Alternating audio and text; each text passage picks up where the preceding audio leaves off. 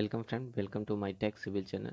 We are discussing some important objective problem of General Engineering Science. ये General Engineering Science का part 2 है. First part में अपन ने 25 question को सॉल्व किया था और इस पार्ट में अपन 25 क्वेश्चन को सॉल्व करेंगे. Okay, let discuss. First question कह रहा है all financial decision on any project appraisal are based on. जितने भी फाइनेंशियल डिसीजन होते हैं किसी भी प्रोजेक्ट पे, वो किस पे बेस्ड होता है? A future value of money, B present value of money, C opportunity cost of money, या डी ऑल ऑफ दीज. इसका करेक्ट आंसर क्या हो जाएगा? इसका करेक्ट आंसर हो जाएगा D, all value of moneys. ठीक है, नेक्स्ट क्वेश्चन चलते हैं. सेकंड क्वेश्चन कर रहा है Bernoulli equation deals with. Bernoulli equation किससे डील करता है? वर्क से, मोमेंटम से, एनर्जी से, या फोर्स से? तो बर्नौली इक्वेशन किस में डील करता है? करेक्ट आंसर इसका क्या हो जाएगा? सी, दैट इज एनर्जी. ठीक है, इसको याद रखने का ये है कि बी ई, इसमें ई आ रहा है ना, तो ये किससे रिलेटेड है? एनर्जी से. ठीक है, ओके. नेक्स्ट क्वेश्चन करते हैं. इस मैं थोड़ा सा स्लो इसलिए चल रहा हूँ ताकि आप लोग भी क्वेश्चन को रीड करके आप इसका आंसर कर सकें और कमेंट सेक्शन में आप मुझे बता सकते हैं कि आपके कितने मार्क्स आ रहे हैं. ओके, नेक्स्ट क्वेश्चन देखते हैं. According to Kirchhoff's law, the ratio of emissive power to absorptivity of all bodies is equal to emissive power. क्या होगा? कह रहा है Kirchhoff's law के according ratio of emissive power to absorptivity of all bodies is equal to the emissive power of a. Option A grey body, B brilliant white polish body, option C red hot body, option D black body. इसका correct answer क्या हो जाएगा? Option D, black body. Okay, next question. 1 horse power is equal to, 1 horse power कितने के बराबर होता है? इसका करेक्ट आंसर क्या हो जाएगा? 746 वाट. ठीक है, अगर इसको किलो वाट में लिखेंगे तो क्या हो जाएगा? 1000 से डिवाइड दे देंगे तो ये कितना हो जाएगा? 0.7457 ये आता है, तो इसको राउंड अप कर देते हैं तो 0.746 आ जाता है. ओके, यानी D is my correct answer. Okay, next question देखते हैं. 30 क्वेश्चन कहता है if two forces each equal to P. क्या कह रहा है? दो फोर्सेज हैं जिसका मैग्नीट्यूड कितना है? P in magnitude, act at a right angle, their effect may be neutralized by the third force acting along their bisector in opposite direction whose magnitude is equal to. दो force है, एक तीसरा force है जो उसके दोनों force को neutralise कर रहा है, तो उसका मैग्नीट्यूड कितना होगा? तो रिजल्टेंट अपन फाइंड आउट कर लेंगे. रिजल्टेंट फाइंड आउट कैसे करेंगे? आर इज इक्वल टू क्या हो जाएगा? Root under P square plus 2 P cos theta. ठीक है, तो 90 डिग्री पे तो कॉस 90 डिग्री हो जाएगा, तो ये टर्म क्या हो जाएगा? 0 के बराबर. ठीक है, तो ये कितना हो जाएगा? Root under 2 P square. तो क्या हो जाएगा? Root under 2 P. P bracket में, पी रूट अंडर में नहीं है, पी बाहर होगा, तो इसका करेक्ट आंसर क्या हो जाएगा? C is the my correct answer. ठीक है, C is correct answer. Okay, next question चलते हैं. 31 क्वेश्चन कहता है a satellite launch station should be near the pole region, B on the pole axis, C near the equatorial region, and D all the above location are equally suitable. A satellite launch station should भी होना चाहिए, satellite का जो launch करते हैं वो कैसा होना चाहिए? नियर द पोल रीजन होना चाहिए, ऑन द पोल एक्सिस होना चाहिए, या नियर द इक्वेटोरियल रीजन होना चाहिए. इसका करेक्ट आंसर क्या हो जाएगा? C is my correct answer. That means C is correct answer, near the equatorial region. Okay, next question देखते हैं. A car moving with a speed n can be stopped in a minimum distance x when brakes are applied if the speed become n times the minimum distance over which the car can be stopped would have the value.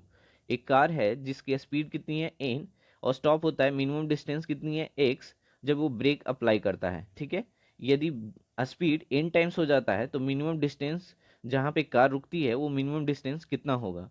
तो minimum stopping distance पूछ रहा है, तो minimum stopping distance अगर देखें तो क्या हो जाएगा? मिनिमम, एक मिनट, मिनिमम स्टॉपिंग डिस्टेंस की अगर बात करें तो स्पीड इनटू डिस्टेंस, स्पीड कितनी है v, अगर स्पीड n है और डिस्टेंस x है और ये स्पीड कितनी हो जाती है n टाइम्स, तो n से मल्टीप्लाई कर देंगे तो ये कितना आ जाएगा n स्क्वायर इंटू एक्स, यानी करेक्ट आंसर मेरा क्या हो जाएगा, D is my correct answer. Okay, next question में चलते हैं। नेक्स्ट क्वेश्चन कह रहा है a buddy is allowed to fall from the top of a tower.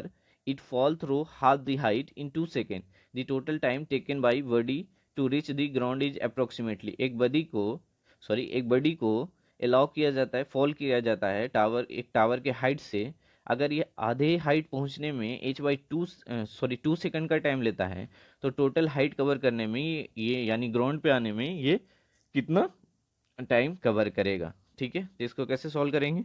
Suppose ये मेरा टावर का हाइट है, ये मेरा ग्राउंड है। ठीक है, ये h/2 डिस्टेंस है, ये h/2 हो जाएगा।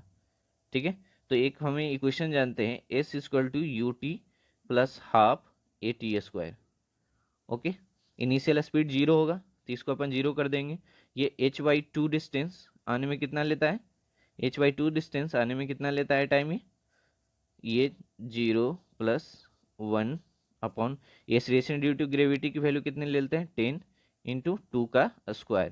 तो यहाँ से h निकल जाएगा, 2 से ये 2 से कैंसिल हो जाएगा, ये 2 से ये 2 कैंसिल, तो 20 यानी h इक्वल टू कितना आ गया 40 आ गया। अब इस इक्वेशन को क्या करेंगे अपन, h इक्वल टू 40 आया मेरा, h इक्वल टू कितना आया, h इक्वल टू मेरा 40 आ गया।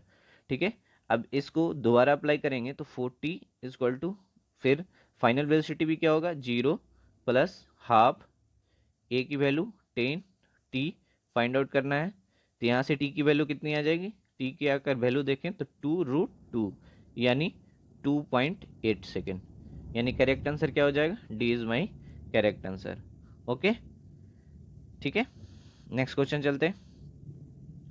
The error of instrument can be determine by error, जो इंस्ट्रूमेंट का ईरर होता है उसको किससे डिटरमाइन करते हैं, कैलिब्रेशन, ऑप्टिकल प्रोजेक्टर या स्प्लिट गॉज या none of this.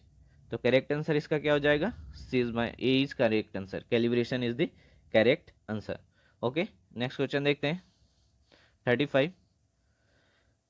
Some substance generating voltage when they are subjected to mechanical forces या stresses along a specific plane are known as।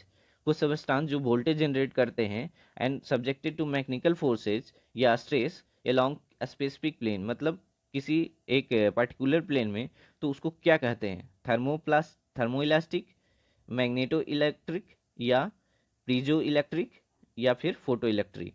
इसका करेक्ट आंसर क्या हो जाएगा, इसका करेक्ट आंसर सी हो जाएगा।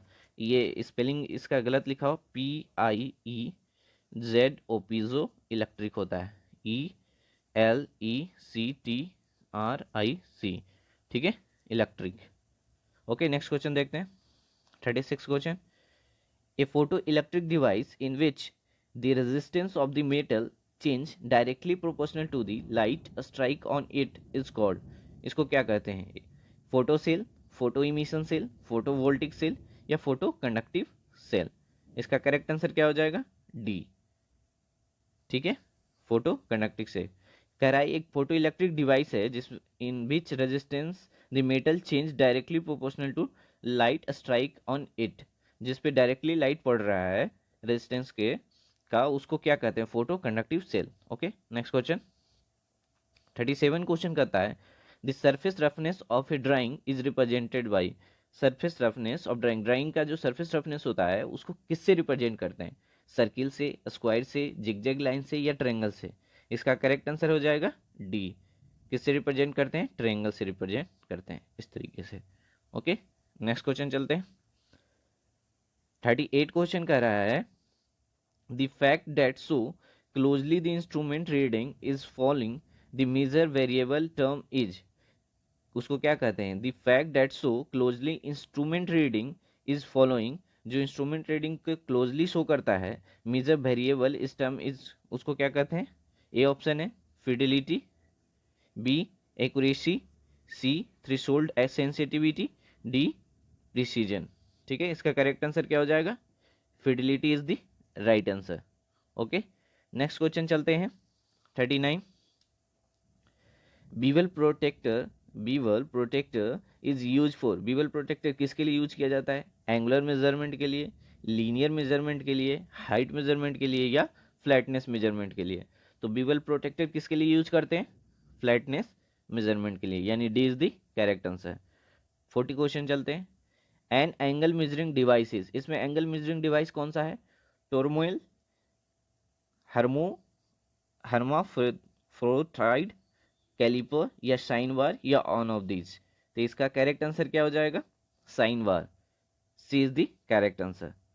ओके, नेक्स्ट क्वेश्चन चलते हैं। 41 क्वेश्चन है, which of the following is not a source of power, इसमें कौन सा ऐसा है जो पावर का सोर्स नहीं है? A solar cell, B photo electric cell, C thermocouple, D photovoltaic cell? तो इसका करेक्ट आंसर क्या हो जाएगा?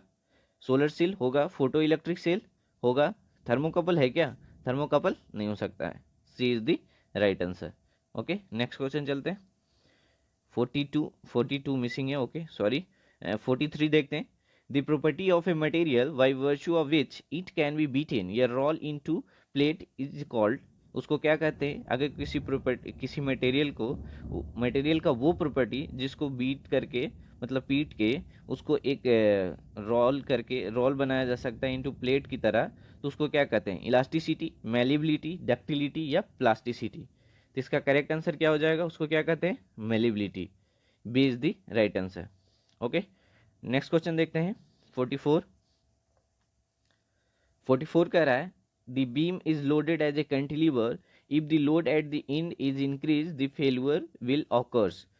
एक कैंटिलीवर बीम है, ये कैंटिलीवर बीम है, कहता है if the load at the end is increase, अगर यहाँ पे लोड इंक्रीज किया जाए, मतलब ये अगर बढ़ाया जाए तो क्या होगा? नीचे की तरफ बढ़ाया जा रहा है, ओके, ये नीचे की तरफ बढ़ाया जा रहा है। अगर नीचे की तरफ लोड बढ़ाया जाए तो फेलियर कहाँ पे होता है? हमेशा कहाँ पे होता है? एट दी सपोर्ट पे। तो यानी B is the right answer. क्या हो जाएगा? B is the right answer. Okay, next question देखते हैं। 45 क्वेश्चन क्या कहता है? A reversible polytropic process can be describe by the equation. ऐसा कौन सा इक्वेशन है गिवन ऑप्शन में से जो रिवर्सिबल पॉलीट्रॉपिक प्रोसेस को बताता है? करेक्ट आंसर क्या हो जाएगा इसका? ए कह रहा है पी वी के power N equal to C, B P V के होल के power N equal to C, P upon B के होल के पावर एन, यहाँ पे मिसिंग है, ये होगा सी ऑप्शन। देखें तो पी अपॉन बी के power N equal to C, और डी ऑप्शन है पी के power n into B equal to C. Correct answer इसका क्या हो जाएगा? A is the correct answer, P V के power N equal to so, ये क्या इक्वल टू सी, ये क्या शो करता है? रिवर्सिबल पॉलीट्रॉपिक प्रोसेस को। ठीक है, नेक्स्ट क्वेश्चन देखते हैं। 46 continuity equation for incompressible fluid. Incompressible fluid के लिए कंटिन्यूटी इक्वेशन क्या हो जाएगा? रोवन ए वन, ए कंटिन्यूटी इक्वेशन क्या होता है? Rho one A one B one equal to rho two A two B two. ठीक है, जब इनकम्प्रेसिबल है तो rho one equal to rho two हो जाएगा, तो यानी A one equal to A one V one equal to A two V to हो जाएगा। तो इसमें कौन सा मैच कर रहा है? B, B is the correct answer. Okay, next question देखते हैं। 47 क्वेश्चन कहता है, if the resultant of two forces P plus Q and P minus Q is equal to root under 3P square plus Q square, then forces are incline to each other at angle of. इसमें क्या करना है? अगर दो forces है, उसका resultant अगर root under 3P square plus Q square है, तो उसमें एंगल कितनी है ये फाइंड आउट करना है। तो हम ये इक्वेशन अप्लाई कर देंगे। कौन सा इक्वेशन अप्लाई करेंगे?